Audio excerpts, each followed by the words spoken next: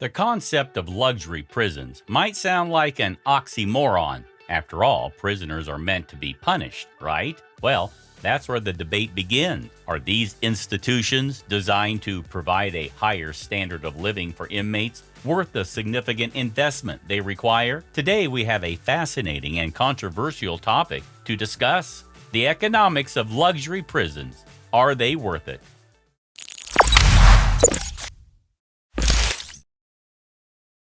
Number 12. Understanding luxury prisons.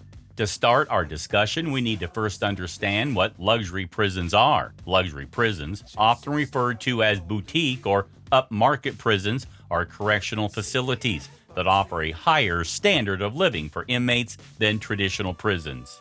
These facilities are characterized by spacious cells, better amenities, and more comfortable living conditions. Luxury prisons may include features such as private cells, access to recreational facilities like gyms and pools, gourmet meals, and even the possibility of work release programs, where inmates can hold jobs outside the prison during the day and return to their comfortable cells at night. So, why do luxury prisons exist? And who is behind them?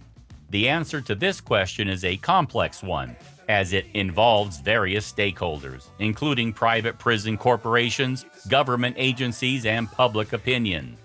Number 11. The origins of luxury prisons.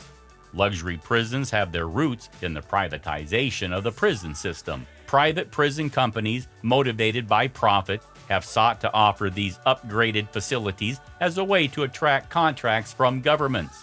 The idea is that by providing better conditions for inmates, these facilities can be used to rehabilitate prisoners more effectively, ultimately reducing recidivism rates.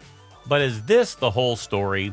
Critics argue that there's more to it than just rehabilitation. Some believe that luxury prisons are primarily driven by financial incentives, where these private companies can charge governments a premium for their services. Number 10. The economic aspect of luxury prisons. To delve into the economics of luxury prisons, we need to look at the cost associated with these facilities and their impact on the overall criminal justice system. The primary question here is whether the increased cost of luxury prisons is justified by their potential benefits. Luxury prisons undoubtedly come with higher operational costs. They need to maintain staff, facilities, and amenities to a higher standard. This requires a significant investment, which begs the question: does the increased costs translate into better outcomes for society and inmates? Cost of luxury prisons. One of the key questions is whether luxury prisons are economically sustainable. However, proponents argue that long-term benefits can outweigh these initial costs. The rehabilitation factor. Luxury prisons often prioritize rehabilitation over punishment, providing inmates with the skills and resources to reintegrate into society. Number 9. The argument for luxury prisons. Proponents of luxury prisons argue that they can have positive economic effects. For instance, they claim that these facilities can reduce recidivism. By offering better living conditions and more effective rehabilitation programs, luxury prisons might be more successful at reintegrating inmates into society. Lower recidivism means fewer individuals re-entering the criminal justice system, which can save public money in the long run. Attract skilled workers. Some luxury prisons have implemented vocational training programs, which can equip inmates with valuable skills. This not only enhances their employability upon release, but also potentially contributes to the local workforce.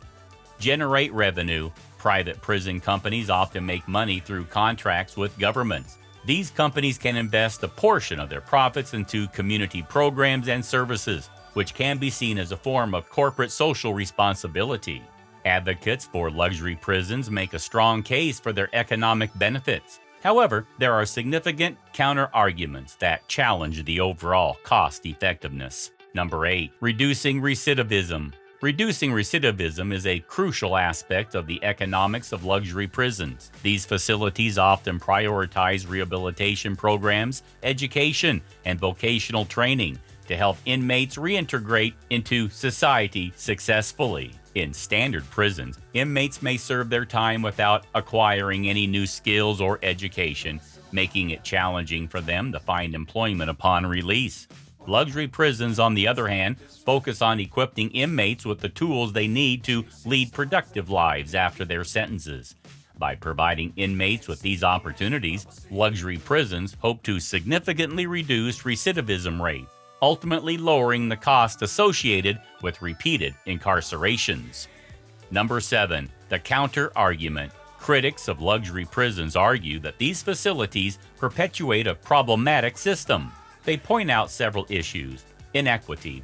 Luxury prisons can be seen as a symbol of the growing economic divide. By providing upscale conditions for their inmates, we risk further separating the privileged few from the majority of inmates who are incarcerated in overcrowded, underfunded, and often inhumane conditions. Private profit. The profit motive behind luxury prisons is a subject of concern. Critics argue that private companies running these facilities may prioritize financial gain over the welfare of inmates or the success of rehabilitation programs. Number 6. Case studies. To better understand the real-world impact of luxury prisons, let's explore a couple of case studies. Case study number 1. Norway's approach to rehabilitation. Norway is often praised for its progressive prison system. In Norway, the focus is on rehabilitation and reintegration. Inmates in Norway's prisons live in humane conditions, and rehabilitation programs are tailored to individual needs. The result? A remarkably low recidivism rate. Case study number 2. The United States private prison system. In contrast, the United States has one of the largest private prison industries in the world. These facilities vary widely in quality, but the profit motive has been criticized for influencing sentencing, encouraging mass incarceration, and sometimes neglecting rehabilitation efforts. Number 5. The global perspective. It's important to understand that the concept of luxury prisons is not limited to a single country. Various countries around the world have adopted similar approaches, albeit with differences in execution. For example, some countries have experimented with open prisons that allow for a more relaxed environment, while others have implemented reintegration-focused strategies. So, what can we learn from these international examples? Are there common threads that can inform our understanding of the economics of luxury prisons? Number 4, the debate. The debate surrounding luxury prisons is multifaceted, and it involves several key points of contention. Economic efficiency. Are luxury prisons a cost-effective approach to reducing recidivism and ultimately saving public money in the long term? Inequality. How do luxury prisons fit into the broader discussion of inequality within the criminal justice system? Government oversight. How much oversight and regulation should governments exercise over luxury prisons to ensure that the interests of justice are served? Number 3, the public opinion. Public opinion plays a significant role in shaping the future of luxury prisons. Let's explore some of the common sentiments of this issue. On one side, some individuals argue that luxury prisons represent a necessary shift in the way we approach criminal justice. They believe that focusing on rehabilitation can lead to safer communities and a more just society. However, on the other side of the spectrum, there are concerns that luxury prisons could be perceived as rewarding criminals rather than holding them accountable for their actions. Number 2, the way forward. As we consider the way forward, it's essential to keep in mind that the economics of luxury prisons involve complex and interconnected issues. To strike a balance between the economic aspects and the ethical concerns, some potential solutions and policy recommendations include transparency and accountability. Establish strong oversight and reporting mechanisms to ensure that private prison companies meet the standards of care and rehabilitation that they promise. Reducing mass incarceration. Address the root causes of high incarceration rates by investing in community programs, mental health services, and education to prevent individuals from entering the criminal justice system in the first place. Number 1, conclusion. In conclusion, The economics of luxury prisons is a topic that sparks vigorous debate and raises important questions about the criminal justice system, rehabilitation, and inequality.